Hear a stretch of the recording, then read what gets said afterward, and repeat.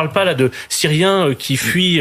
Ça sera sans doute une immigration de grande qualité, en revanche. On parle d'Européens qui partent dans leur voiture, qui ressemblent à nos voitures, qui prennent la route et qui essayent juste de sauver leur vie, quoi. On aura une immigration de grande qualité dont on pourra tirer profit. Ah, ça veut dire que ces gens ne vont pas finir dans des bidonvilles crasseux et des tentes aux toiles lacérées par nos vaillants policiers? Bien.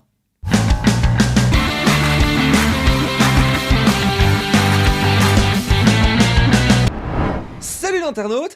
Non, enfin, excusez-moi, je voulais dire bonjour, chers épidémiologistes devenus experts en géopolitique, spécialité Europe de l'Est et Russie la nuit dernière.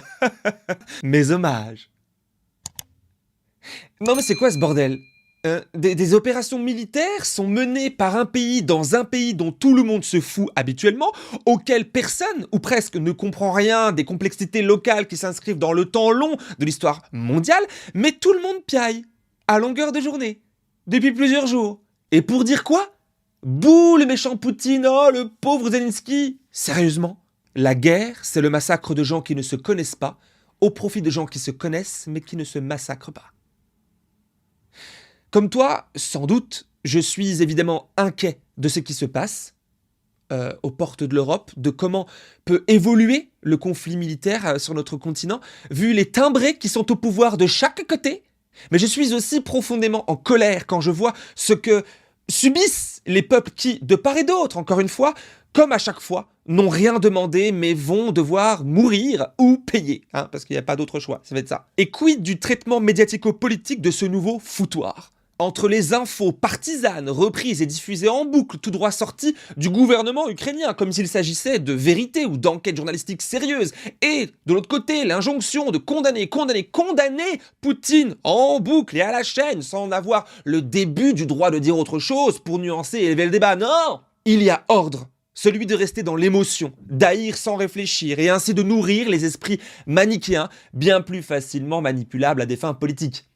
C'est pas comme si on s'apprêtait à élire le nouveau président de la 5e puissance mondiale dans 40 jours. Quiconque à ce stade me taxerait de complotiste serait prié de jeter un coup d'œil dans le rétroviseur mondial comme français et de me dire où et quand notre gouvernement, pour ne citer que lui, ne nous a jamais menti, trompé, manipulé, pour cacher tantôt son incompétence, tantôt des conflits d'intérêts, ou pour servir des objectifs politiques ou financiers inavouables. Les exemples et les scandales ne manquent pas. Ce quinquennat en est criblé. De l'affaire Benalla à la gestion de la crise Covid, sur 5 années de pouvoir, tout témoigne du mépris total qui habite la Macronie, qui n'a cessé de malmener la vérité et de faire reculer la démocratie en France pour servir des intérêts particuliers. Et nous serions en bonne position pour aller jouer les donneurs de leçons et les arbitres. Nous, France impérialiste, colonisatrice et guerrière, amie et suiveuse aveugle d'un impérialisme encore plus grand, les États-Unis d'Amérique? Sérieusement. Bon, cette vidéo n'est pas là pour traiter du conflit russo-ukrainien. J'ai mes connaissances, mes opinions, mes arguments, mais je ne suis pas spécialiste de ce conflit. Je préférerais alors vous partager plutôt, par exemple via mon compte Twitter, des informations que je juge fiables et sérieuses pour éviter toute désinformation. La vérité étant à chaque fois la première dans le viseur de toute guerre.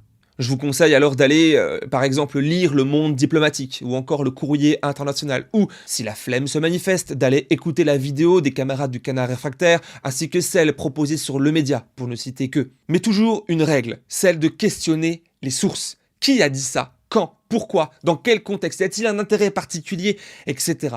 Bien informés, nous pouvons stopper bien des conflits.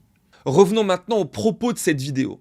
Une guerre hautement prévisible éclate aux portes de l'Europe, et qu'est-ce que nous entendons sur les plateaux télé français? Il faut prévoir, si ce n'est craindre, un flux migratoire il faut le prévoir. Est-ouest. Ça sera sans doute une immigration de grande qualité, en revanche. Ce seront des intellectuels, pas seulement, mais on aura une immigration de grande qualité dont on pourra tirer profit. Un député centriste allié à la Macronie, qui parle de la sorte des potentiels réfugiés ukrainiens, est écœurant. Mais ça a le mérite de nous rappeler la violente réalité de ce système politique et économique capitaliste, raciste, qui profite aux dominants à chaque fois. Après les profiteurs de crise sanitaire, voici donc les profiteurs de guerre. Et surprise, ce sont les mêmes. Les libéraux, tantôt nationalistes, allez comprendre la logique, mais toujours pétés de thunes. Qu'ils occupent des postes dans de grandes entreprises ou au sein d'institutions publiques, ils partagent le même goût du profit. Un appétit jamais rassasié. Dois-je rappeler les milliards avec lesquels les premiers se sont gavés pendant la crise sanitaire, pendant que les seconds continuaient à légiférer pour faire des économies sur notre dos et préparer la relance ? C'est-à-dire la sauvegarde du capitalisme, ce système même qui est à la racine de bien des problèmes contemporains ? Je ne crois pas. Je crois que tout le monde a bien vu le manège. Mais là, Jean-Louis Bourlange n'est pas seulement député de la nation, allié de la majorité, il est aussi président de la Commission des Affaires étrangères à l'Assemblée nationale. Ça laisse rêveur. Mais heureusement, tout n'est pas perdu, heureusement pour nous et pour la justice, il nous reste encore le 4e pouvoir. Mais si, vous savez, celui qui fait office de contre-pouvoir, justement, la presse et les médias. Non, je déconne. C'est pas des départs en vacances, ce sont des gens qui fuient la guerre, qui fuient vers l'ouest. L'Ukraine, c'est grand comme la France. On parle pas là de Syriens qui fuient des bombardements du régime syrien soutenu par Vladimir Poutine. On parle d'Européens qui partent dans leurs voitures qui ressemblent à nos voitures, qui prennent la route et qui essayent juste de sauver leur vie, quoi. Ah bah oui, contrairement aux Syriens, aux Africains, aux Kurdes et tant bien d'autres bronzés qui, eux, quand ils fuient la guerre, c'est pour faire du tourisme. On le sait bien. Ou pire encore, c'est pour venir nous piquer notre travail. Ou vivre au crochet de nos aides sociales si confortables. Parce que, comprenez bien, si Vladimir Poutine fait effectivement la guerre à l'Ukraine, nous, en solo ou avec nos potos USA, on ne fait pas la guerre, nous, en Irak, en Afrique, au Sahel, en Afghanistan, en Libye, en Palestine, non, tout ça, non. Nous, on vient apporter la démocratie. C'est pas pareil. Ce sont des bombes de liberté qu'on leur lance à la gueule. Des balles de paix. Des coups de couteau d'amour. On est des gentils, nous. Voilà, donc ils n'ont aucune raison de s'enfuir. Voilà. Alors, contrairement aux Ukrainiens. C'est pour ça qu'on va bien les accueillir, et pas les laisser crever, eux, dans des bidonvilles à Paris ou à Calais, où l'on envoie notre police H24 avec des cutters pour lacérer les tentes de fortune et couper l'eau. Oui, ça, ce sont des images filmées il y a quelques jours en France. Mais rassurez-vous, dormez tranquille, il s'agit là de réfugiés pas de bonne qualité. Voilà. Et puis, ils ne sont pas venus avec des voitures qui ressemblent à nos voitures. Comme le disait si bien Philippe Corbet pour bien nous faire comprendre que toutes les vies humaines ne se valent pas, quelque part, au fond. Plein de bon sens, ce garçon. Bah oui, c'est logique, il y a différentes qualités de migrants, et on a évidemment tout le loisir de faire le tri pour que cela profite à notre économie, qui, elle, profite d'abord à nos ultra-riches. Ah, quel beau projet! Avant de poursuivre ou de vomir, je ne sais pas où tu en es, moi je pense que c'est vomir, pense bien à t'abonner à la chaîne et à activer la cloche de notification, histoire de rester en lien, de pouvoir, ma foi, soutenir les voix qui s'expriment pas comme il le faudrait, apparemment, parce qu'on n'est pas tous Philippe Corbet, tu vois, cet homme-là qu'on a entendu il y a quelques instants, qui n'a pas une voix moins importante que celle d'un élu à l'Assemblée nationale, puisqu'il est, lui, directeur du service politique de BFM TV, première chaîne d'infos en continu du pays. Pays, la France, qui voit 90% de sa presse nationale contrôlée par 10 milliardaires, partageant les mêmes intérêts, plaçant alors la France au 34e rang du classement de la liberté de la presse en 2021, derrière la Lituanie, le Ghana, la Lettonie, l'Autriche, le Suriname ou encore l'Irlande, la Suisse et le Costa Rica. Voilà donc où nous en sommes, au pays des Lumières, des droits de l'homme et du citoyen. Pendant qu'une nouvelle guerre impériale débute à nos portes, nos élites restent droites dans leurs bottes pour diviser, trier, afin de continuer à exploiter et se gaver au calme. Et ce sont elles qui encore décident du tempo et des objets de discussion. Ce sont elles qui lancent des injonctions. Là, il faut s'indigner, là, il faut condamner, là, il faut qualifier un tel de ceci, un tel de cela. Là, il faut choisir son camp, le camp du bien, évidemment, et l'épouser tout entier. Sinon, c'est le lynchage assuré. C'est le bal des faux culs, le bal des faux culs permanent des pompiers pyromanes qui se savent intouchables, car ils n'iront pas à la guerre. Leur guerre. Oui, leur guerre. Et nos morts.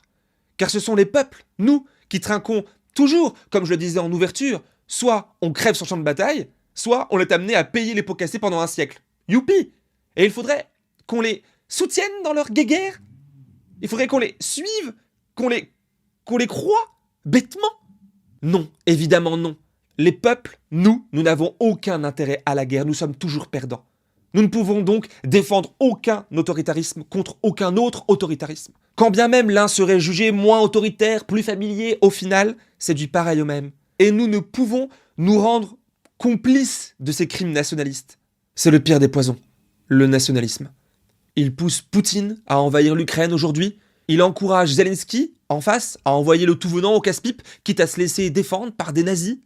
Le nationalisme rend fou et aveugle. Il sème partout la guerre et entretient le chaos. Nos amis et camarades, parfois, que sont les populations civiles, sont partout victimes des mêmes. On croit mourir pour la patrie, on meurt pour des industriels.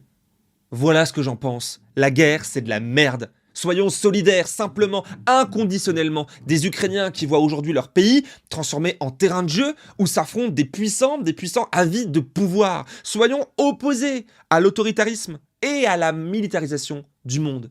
Et si par malheur vient le moment où nous n'aurions plus le choix de la confrontation, alors il ne nous restera plus grand-chose d'autre que l'autodéfense populaire pour faire face à la fois aux nationalistes et aux États autoritaires. Parce qu'il n'est pas question de braver notre liberté ou de regarder celle des autres mourir sans réagir. C'est la justice qui doit primer, ainsi que la souveraineté des peuples, et fait est de constater qu'on ne pourra pas compter sur nos dirigeants actuels pour la garantir. Mais tout n'est pas perdu, il y a toujours de l'espoir, car ils ont beau être gavés de milliards et avoir des bombes, nous sommes des milliards. Et j'ai toujours cru, et je le croirai toujours, que unis dans un noble objectif de démocratie et de paix, cette dernière, la paix, ne peut que triompher. Et puis de toute manière, est-ce qu'on a d'autres choix ? Allez, merci de m'avoir écouté, et à la prochaine. Ciao.